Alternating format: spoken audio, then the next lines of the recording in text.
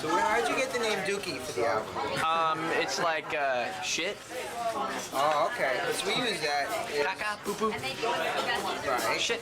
Dookie chain.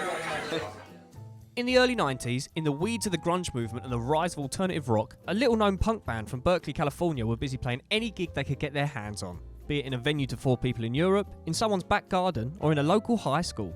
Inspired by groups like Operation Ivy and taking a dislike to grunge mainstays like Smashing Pumpkins, soon-to-be punk legends Green Day were relentless with their touring schedule. Touring songs from their first 2 LPs released on independent label Lookout, this grind eventually led them to attracting attention from major labels, and in 1994 they would catapult from the underground to the mainstream with the release of seminal work and defining album of the 90s, Dookie. After cutting their teeth playing independent venues in California, notably legendary punk hotspot 924 Gilman Street, Green Day was snatched up by Larry Livermore's Lookout record label, where they released 2 albums. Their first album, 39 Smooth, is a fast, energetic, rough-around-the-edges romp, and Kerplunk was a tighter but similar affair, and was a knockout hit. Both of the pre-Dookie albums portrayed the band's early sound and act as a blueprint of things to come. A blueprint which, as it turns out, sounded quite good to many ears. Kerplunk sold 10,000 copies on its first day. The band debuted the songs from the album in the Gilman, and after the approval from the crowd there, jumped in an old converted mobile library and toured it across the East Coast. This tour helped the band spread its popularity across a new audience beyond its Bay Area roots, and helped Kerplunk's sales up to 50,000 units.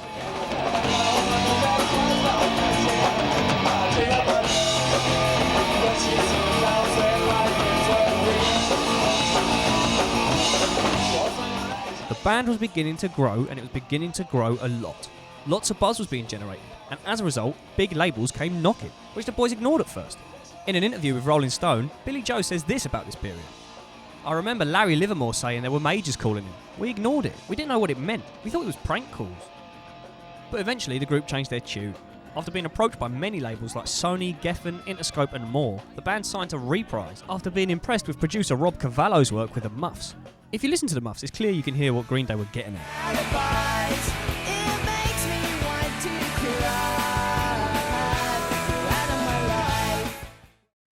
Reprise has been owned by Warner Brothers since 1963, and as such had access to a huge budget to produce the group's music.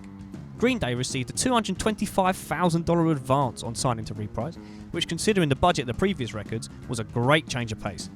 Our first album cost $700 to make. Kerplunk was like $1,200. Let's record these as fast as we can because we don't have a choice. This time, I learned how to dial in good sounds, get the best guitar tones. I was able to take a little time doing vocals. I loved that experience. With a new contract, bigger budget and access to Reprise's resources, Green Day had an opportunity to make a frankly much better record. Third LP Dookie was a result of this. Complete with much more full sound and professional production compared to the previous budget efforts, the band sounded huge. Their previous schedule of rigorous touring made the band tighter than ever, and with influences ranging from Stiff Little Fingers and the Sex Pistols to the Beatles and the Beach Boys, they were on to a winner. The new material was full of expert punk pop songwriting, with rabid 3-chord guitar work akin to classic 70s punk acts, super tight vocal harmonies, a bass guitar grunt that cuts right through the mix, and a drum sound that's described perfectly by Far Out magazine. On Kerplunk, Cool sounds like it's been recorded through the wall in another room. On Dookie, he's playing right in your face and the entire room shakes. Dookie was recorded in Fantasy Studios in Berkeley over the course of just 3 weeks. The improvement in the band's sound is so obvious now that they had their hands on better resources, and the proof is in the pudding. Just comparing the 2 versions of Welcome to Paradise as an example, the Kerplunk version sounds more tiny and low budget, where the Dookie cut is more full, deliberate, and sounds huge. Welcome to Paradise. The lyrical content of the album has themes of mental illness in songs like Basket Case, navigating and losing love and relationships like in FOD and She, and general apathy about life as in Burnout, Coming Clean and Having a Blast. The general vibe is that of not really giving a shit, being dissatisfied with life and being erratic and unhinged in an effort to feel. You know, I mean, I guess that's what our music is all about, short and fast and to the point, and about boredom and laziness and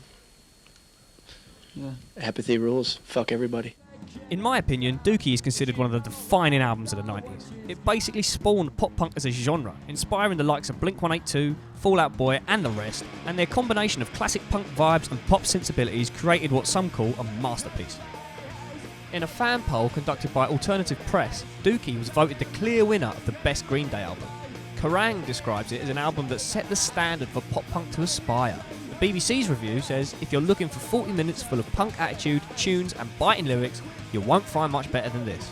AllMusic puts it best, saying Dookie wound up being nearly as revolutionary as Nirvana's Nevermind, sending a wave of imitators up the charts and setting the tone for mainstream rock of the mid-90s.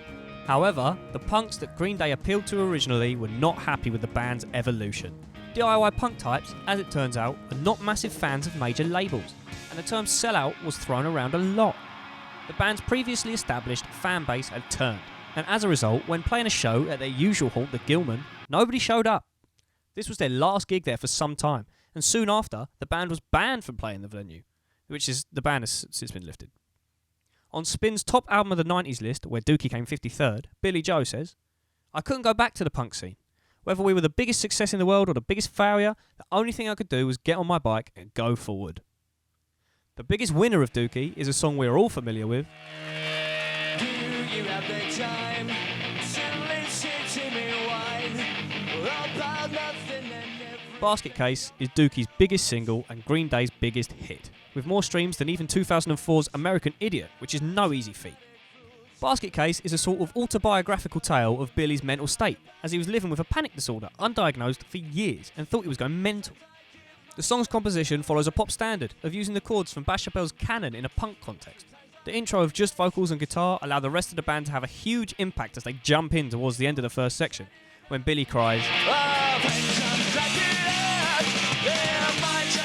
The song is exactly what you want from an old school Green Day number.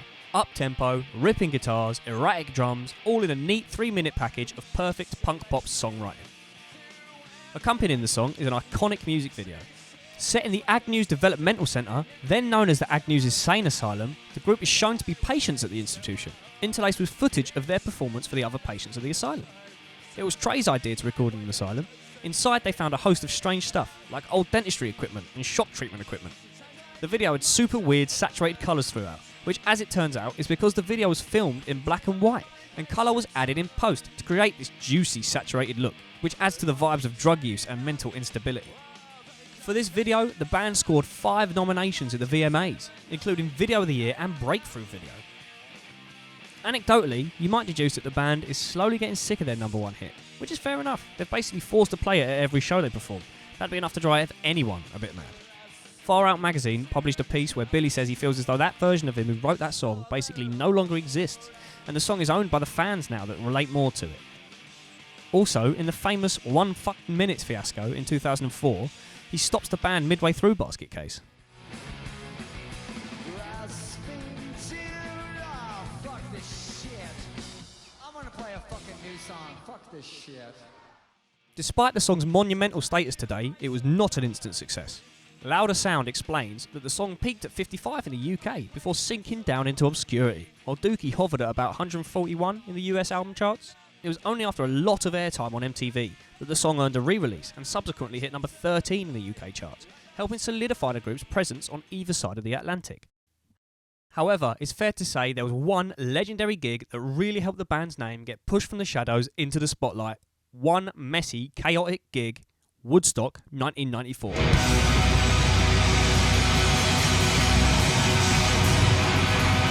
By all accounts, Green Day's set at Woodstock 94 was set to be a relatively standard affair. They were lumped in on a small stage, while Bob Dylan and the Allman Brothers were busy playing the main stage. But the festival had seen some inclement weather, which caused the ground to be a bit muddy, and when Green Day came to play to a young crowd as the oldies were busy watching the 60s acts, the energy levels were high. The crowd completely lost it.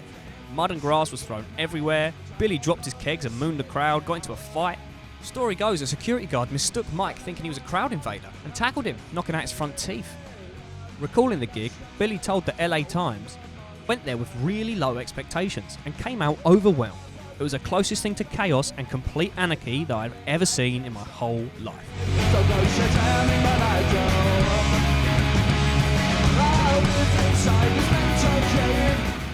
Woodstock 94, or Mudstock as it's later become known, was a huge factor in the rising success of Dookie and was a defining component in the band's early rocket to superstardom. As a result, to commemorate this legendary gig's 25th birthday, the band released a live CD of the full set on Record Store Day in 2019. Trey recalls the event as a day that changed their whole lives, and it's safe to say its legendary status has stood the test of time.